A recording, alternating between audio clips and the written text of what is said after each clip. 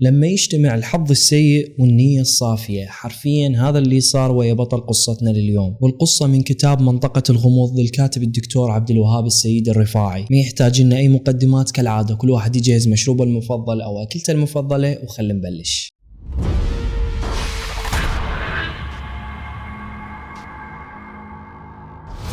الكاتب راح ينقل لنا القصة على لسان صاحبها مباشرة. ما ممكن أن ألوم أي أحد على حالة الغضب اللي إجتني بعد ما عرفت إنه صاحب العمارة ومالكها رفع الإيجار، لأن هذا الأمر ما ممكن تحمله، خاصة إني ما صار لي هواي من الزوجت وحياتي المادية بعدها ما مستقرة. لهذا السبب رفع الإيجار أربكني، وندل على شيء فيدل على جشع وطمع صاحب العمارة. سولفت لزوجتي الموضوع واقترحت علي أن نشوف لنا شقة ثانية بمكان ثاني ونروح نأجرها، ولكني رفضت بشدة، لين مثل ما تعرفون الانتقال من مكان لمكان صعب مو بذيك السهولة، خاصة انه انا عملي ياخذ اكثر وقتي، فمستحيل القى لي وقت حتى ادور بيه مكان ثاني واروح اسكن بيه، وانا يا دوب توني متزوج، فالامور صعبة علي. لهذا قررت اروح بنفسي واتفاهم مع صاحب العمارة، لانه يسكن بوحدة من شقق العمارة اللي موجودة بالطابق الرابع. وما انسى انه زوجتي اعترضت بشدة على روحتي حتى احاكي، وحاولت تمنعني وقالت لي انت تعرف انه مالك العمارة شخص شرس ويدور مشاكل، وزوجته ايضا نفسه، يعني اثنيناتهم يدورون مشاكل ومو زينين. وبالفعل كلامها كان صحيح، لانهم اثنينهم وصلوا لعمر ال40 سنة وما عندهم ابناء، والشيء الوحيد اللي يحبون يسوونه بحياتهم هو جمع الفلوس. لهذا كانوا يتعاملون مع كل المؤجرين وكأنهم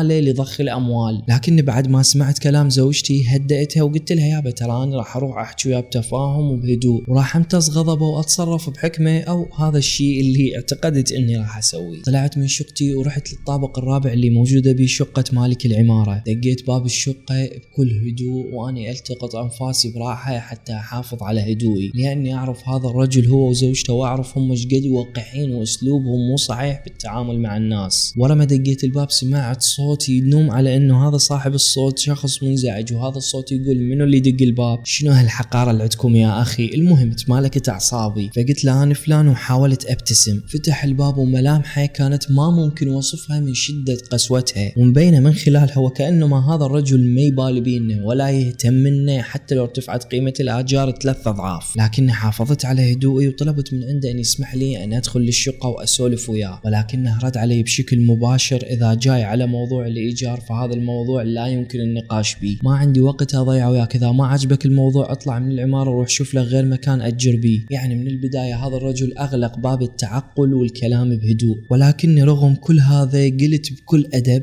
الموضوع ترى ما متعلق بالإيجار وإنما بشغلة ثانية، هسه تسمح لي أدخل حتى نسولف؟ فباوى علي وراها ابتعد عن الباب شوية وقال لي تعال وراي للصالة. دخلت ورا وأنا أبذل جهد خرافي حتى بس أسيطر على أعصابي. قعدنا وحاولت أخلق شوية جو ودي وبيحبيه، وقلت له شلون صارت المدام، شلون أخبارها؟ كنت خايف لا يقول لي أنت ما لك دخل بيها، ولكنه رد علي وقال راحت للشاليه صباح هذا اليوم هي والخادمة. حلو، وكان ما دريد يوصل الفكرة بطريقة غير مباشرة انه ما راح تتقدم لك اي ضيافة، لاني اصلا ما سألت على الخادمة بس على زوجته، وقال لي زوجته هي والخادمة راح للشاليه الصبح. بين قوسين صاحبنا ملاكم اصلي، ملاكم يعني بخيل. عموما تنحنحت شوية، بعدها اقتربت من عنده وكأني قاعد اوحي له بجسمي انه راح احكي بموضوع مهم، فقلت له ارجو المعذرة من عندك، ولكن نعم مثل ما قلت انا جاي على موضوع الايجار. اعرف انه انا اعيش بهاي الشقة صار لي فترة طويلة، وانه من حقك القانون الصعد الايجار، ولكن أنا قبل فترة قليلة تزوجت وعندي مصاريف كلش هواي. وقبل لا أكمل كلامي قام من مكانه والشرر الطائرة من عيونه وقال لي بكل عصبية أنت تكذب علي؟ قلت لك من البداية إنه ما أريد أحكي بهذا الموضوع، اطلع من شقتي الآن. أنا هنا ما تمالكت نفسي قدام هاي الإهانة الصريحة اللي أهاني إياها، فانفجر غضبي وفلتت أعصابي وقررت أقوم من مكاني. فصرخت عليه وأني أفرغ كل اللي بقلبي من حقد وغل عليه. يا لعين منو تظن نفسك حتى تعامل الناس بهاي الطريقة؟ انت مجرد مالك لهاي العمارة، اكو هواي عمارات غيرك عندهم شقق ونقدر ننتقل ونعيش هناك، انت ما تملك مصيرنا ولا راح تملكه بيوم من الايام. لما قلت هذا الكلام ازداد غضبه وانفجر علي، وكأنه ما يحق لي اعامله مثل ما هو يعامل سكان العمارة، فصار يصرخ علي ويشتمني ويتوعدني ويهددني. وراها لزمني من ملابسي حتى يجرني ويطلعني اللي برا، لكني اكيد ما خليته، ولزمته ايضا من ملابسه وصار بيناتنا اشتباك وعركة عنيفة. الكرسي الكرسي انشمر على صفحة، الآنية الفخارية انكسرت، الغراض صارت تطشر منا ومنا. أنا هنا ظنيت إنه هذا شجرنا ما راح ينتهي إلا يجي واحد يتدخل وهو يفرغنا، ولكن شنو اللي صار هنا؟ تجمدت إيديه فجأة، صار يباوع علي بكل جمود وانهارت قواه، وفجأة وقع على الأرض، ووقعته من دون سبب واضح لأني ما ضربته. حسيت بخوف حقيقي وبقيت متصلب بمكاني. ليش أغمي عليه بهاي الصورة الغريبة والمفاجئة؟ فجبت ايدي اللي كانت ترجف وخليتها على رقبته حتى أجس نبضه، والمفاجئة إنه هو ميت. الواضح إنه اجته نوبة قلبية مفاجئة. صرت أباوع حولي مثل المجنون قبل لا أسمع فجأة صوت الباب وهو يندق، وصوت واحد من الجيران يقول كل شي تمام افتح لنا الباب. يا الله شنو هذا الكابوس؟ فعلا كابوس حقيقي. أنا بمشكلة وموقف ما أنحسد عليه أبد. شنو اللي راح أسوي هسه؟ لحظة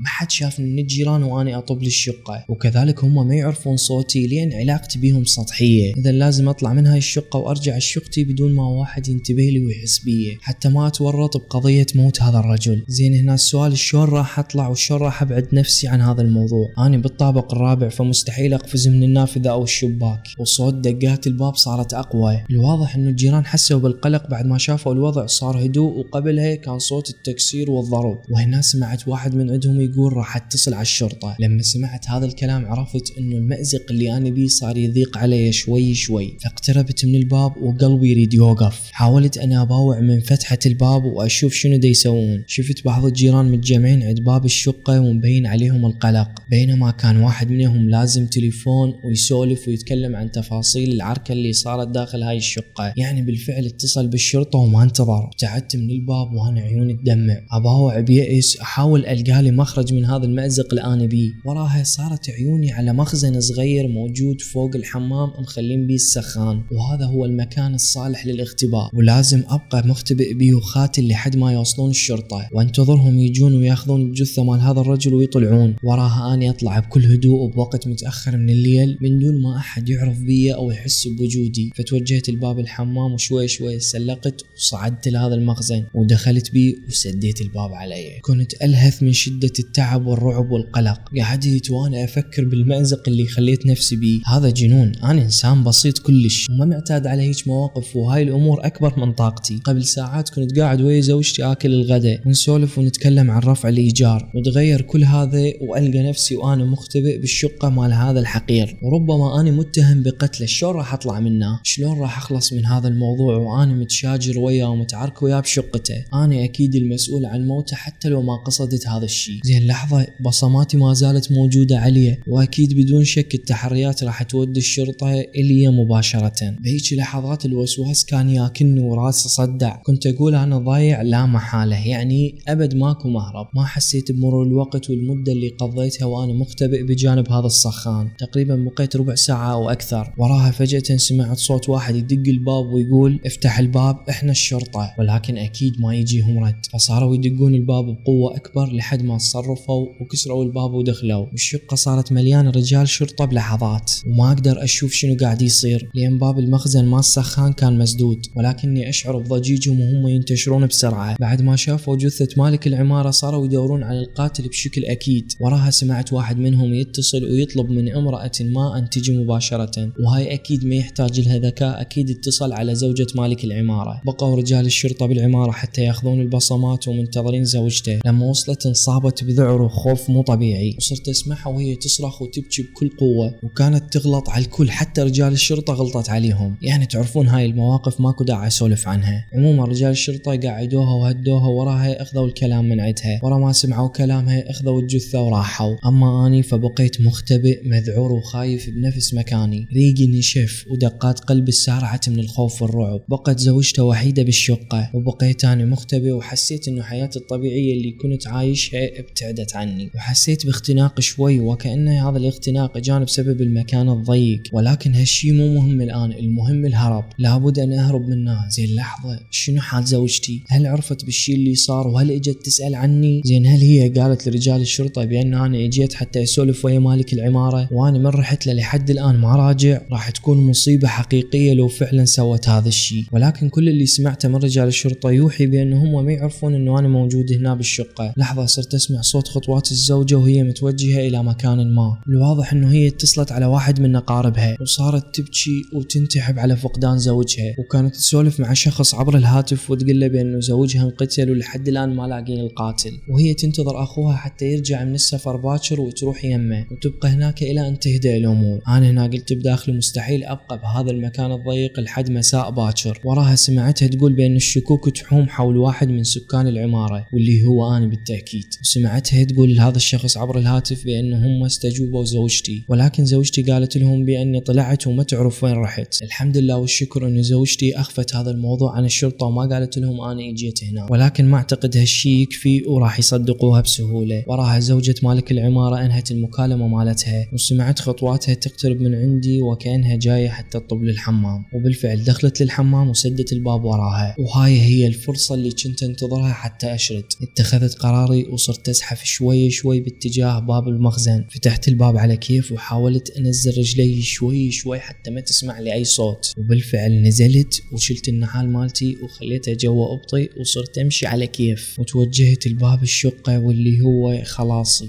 وفعلا طلعت ورحت شقتي، وهناك لاقتني زوجتي والدموع تنزل من يمها وحضنتني وهي تبكي. أما أني فكنت يعني حطام إنسان. سولفت لزوجتي القصة كاملة، ومن خلال قلقي والصوت اللي كان مرتجف تبين لزوجتي شقد أنا عشت حالة من الرعب والخوف. فقالت لي إن رجال الشرطة استجوبوا كل سكان العمارة. لما وصل لها الدور وسألوها قالت لهم بأنه أنا طلعت وما تعرف إيش وقت راح أرجع وأصلا وين رايح، ولكنها لاحظت إنه أكو شك شوية بنظرات رجال الشرطة، يعني وكأنهم ما مصدقين كلامها. قعدنا أنا وياها حتى نلقانا على حل ومخرج من هاي الأزمة، وصرنا نسولف لأكثر من ساعة تقريبا، وزوجتي كانت مصرة أن أروح وأسلم نفسي، لأن الجريمة اللي صارت ما صارت مع سبق الإصرار والترصد، يعني إنه أنا ما متعمد أن أقتل مالك العمارة، وأصلا أنا ما ضربته ضربة مميتة، وعلى أغلب الرجل صارت بي نوبة قلبية مفاجئة ومات. إلى أن زوجتي أقنعتني أخيرا إنه لازم أروح المركز الشرطة وأسلم نفسي، وهذا الشيء راح يخفف عني العقوبة وتكون أقل من ما هم يقبضون علي. شفت كلامها كلش منطق، وفعلا اتخذنا القرار سوية. فطلعت من الشقة بكل ثبات وتوجهت للطابق الأسفل. كنت ناوي وعازم إنه أروح للمخفر بنفسي، ولكن تفاجأت بوجود رجال الشرطة يم باب العمارة، وما حد انتظرني، والبواب مال العمارة أول ما شافني صرخ علي، ورجال الشرطة مباشرة اجوا يركضون علي وألقوا القبض علي. أما أنا فكنت أصرخ عليهم وأقول لهم أنا ما قتلت الرجل، أصلا أنا جاي حتى أسلم نفسي، فماكو داعي لهذا التصرف اللي قاعدين يسوونه وياي. ولكن ما حد منهم سمعني أو اهتم لكلامي، ولزموني بكل قوة وكبلوني. وراها دفعوني دفع وصعدوني بسيارة الشرطة. كنت أحاول أقنعهم يابا أنا ترى رايح حتى أسلم نفسي، ولكن كلهم كانوا يباعون لي بهاي النظرات اللي كأنما تقول لي هاي الشغلات ما تمشي علينا، هذا حكي يفيدك. لهذا السبب شفت إنه كلامي ما يفيد فسكتت تماما، بعد ما تيقنت إنه التحدث وياهم بعقلية ما راح يجيب نتيجة. بقيت ساكت واني أتأمل أن أوصل يم ضابط الشرطة وأشرح له كل شيء بالتفصيل. لما وصلنا للمخفر غرفة الضابط كانت ممتلئة برجال الشرطة، وكلهم كانوا يباعون لي بنظرات. حسيت فعلا بأني مجرم ومرتكب جريمة القتل مع سبق الإصرار والترصد. سألنا الضابط بكل هدوء ليش رحت الشقة صاحب العمارة ولا تحاول تكذب؟ الجيران سمعوا صراخك لما كنت تتعارك انت وياه داخل الشقة مالته وعرفوك.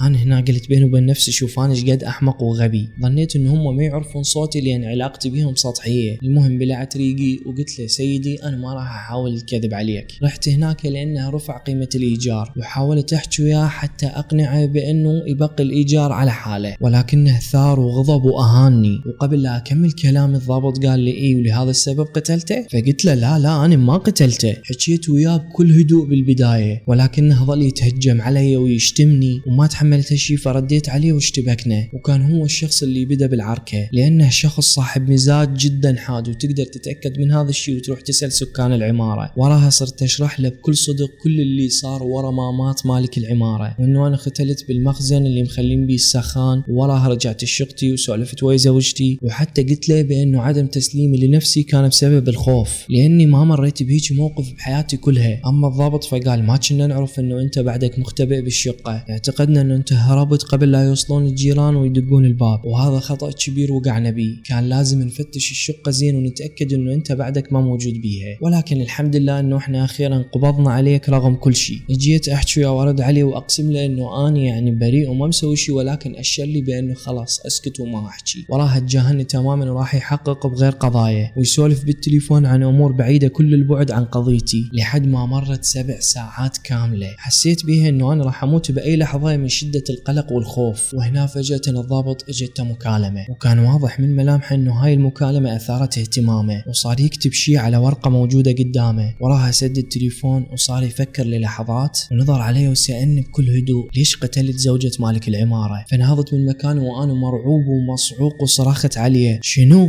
زوجة مالك العمارة؟ ايش تحكي انت؟ انا اصلا كل شيء ما مسوي، انا بريء ما قاتل اي احد. ولحظة زوجة مالك العمارة ماتت؟ فرد عليه بكل قسوة ما قلت لك ماتت وإنما انقتلت. هنا دمعت عيوني بسبب سوء الحظ اللي إجاني. فقلت له أنا مقهور سيدي، أنا ما قتلت هذا الرجل، والطب الشرعي راح يثبت كلامي. أما زوجته فأقسم لك بالله أني ما أعرف أي شيء عنها، وأيضا ما أعرف أنه هي تعرضت للقتل وما سمعت إلا منك الآن. فقال لي بكل برود ربما أنت قتلتها أثناء خروجك، بعد ما اكتشفت المسكينة أنه أنت بعدك مختبئ بالشقة مالتها. قتلتها وراها اجيت وكذبت علينا وغيرت وقائع القصة، صحيح مو هذا اللي صار؟ فقلت له أنا مذعور، أنا كل شيء ما مسوي، أنا رجل شريف ما داخل للمخفر بحياتي، أرجوك صدقني. أقسم لك إني وهنا قبل لا أكمل كلامي تفاجأت بالضابط وهو يبتسم لي بطريقة لطيفة وبشكل مو متوقع. وراها قال لي أرجو المعذرة، كان لازم أتعامل وياك بهاي الطريقة حتى أشوف ردة فعلك وأتأكد. تعرف منو اللي اتصل بي قبل شوي؟ اللي اتصل هو الطبيب الشرعي، وتعمدت أتركك طوال هاي المدة بغرفتي، وكنت انتظر اتصال هاتفي من الطبيب الشرعي حتى أعرف شنو سبب وفاة الزوجين. لين تفاجئنا بوفاة الزوجة أيضا بعد ساعة من إلقاء القبض عليك، لقوها جيرانها ميتة بعد ما راحوا لها حتى يطمنون على حالها، ولكن احنا ما قلنا لك بهذا الشيء حتى نبحث بالقضية أكثر. والآن عرفنا كل شيء. المكالمة اللي جتني قبل شوي ربطت كل الخيوط مع بعض، فصرت أبهو عليه وأنا مصدوم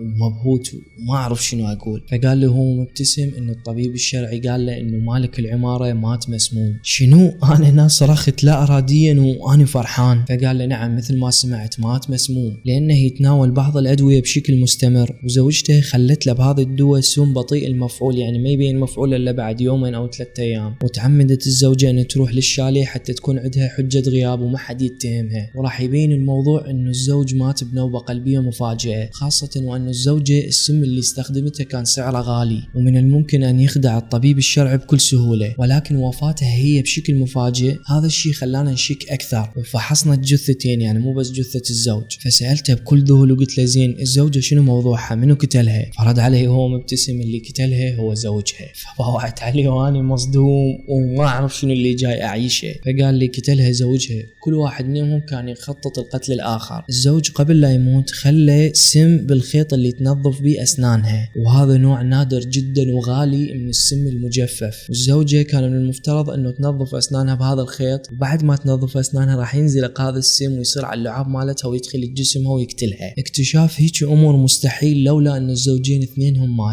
ماتوا لنفس الأسباب اللي توحي لك من المرة الأولى، وكأنهم ماتوا بنوبة قلبية ولكنهم ماتوا مسمومين. هذا الشيء خلانا نشك أكثر بعد ما ماتوا اثنينهم بنفس الليلة. فطلبنا من الطب الشرعي يعني حل الجثتين، واكتشفنا بعدها تفاصيل اللي صار. وهاي صدفة كلش غريبة لأن الزوجين اثنيناتهم واحد يخطط القتل الثاني، وما نعرف شنو الأسباب، ربما الجشع والطمع وكل واحد يريد ياخذ حصة الثاني. وراها قال لي من سوء حظك انه انت بدون ما تعرف صرت بين هاي الجريمتين. عموما انتهى كل شيء، انت حر تقدر ترجع لاهلك. يا الله تلاعبوا باعصابي. نهضت من مكاني وانا ما مصدق انه قصة والموضوع انتهت بهاي الطريقة، يعني شيء فعلا ما ممكن تصديقه. طلعت من المخفر وانا امشي بخطوات بطيئة وذهني شارد وافكر يعني كل معقولة راح ارجع لحياتي الطبيعية؟ كل شيء انتهى. والله اتذكر زوجتي وهنا صرت اركض بصورة مو طبيعية، اركض بكل سرعتي بطريقة لا ارادية. بعدها تذكرت انه ما داعي اركض كل هاي المسافة، يعني شوفوا من شدة الفرح اللي عندي هيك اسوي. فطلبت تاكسي ووصلتني للعمارة ورحت لزوجتي وسولفت لها تفاصيل كل اللي صار، وهي ايضا استغربت وانصدمت من هاي القصة العجيبة. فهمت اخيرا انه انا فعلا مثل ما قال الضابط صرت بين جريمتين قتل انا ما ادري بيهم. لهذا قلت لها انه انا مقتنع تماما باقتراحها ولازم ننتقل لمكان ثاني ونبتعد عن هذا المكان اللي صارت فيه هاي الجريمتين واللي انا صرت بيناتهن، وكلهن صارن بالطابق الرابع المشؤوم من هاي العمارة. عموما يا اصدقائي لهنا نكون وصلنا لنهاية هاي القصة. اذا عجبتكم لا تنسون اللايك والاشتراك بالقناة، وكذلك تتابعونا على الانستغرام. اخوكم عبد الخالق، سلام.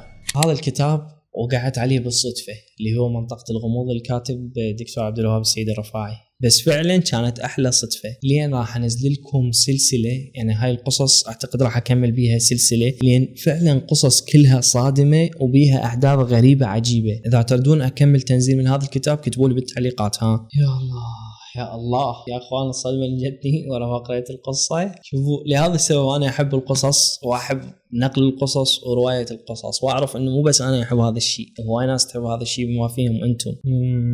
ظلمه منازلهم والترب سافيها، ساوي المدينه ينوح عقب الاهل بيها، بعد الصمت ملزوم تخرب معانيها، بيت المجد والطيب تتهدى مركانه، جال الشهيد حسين.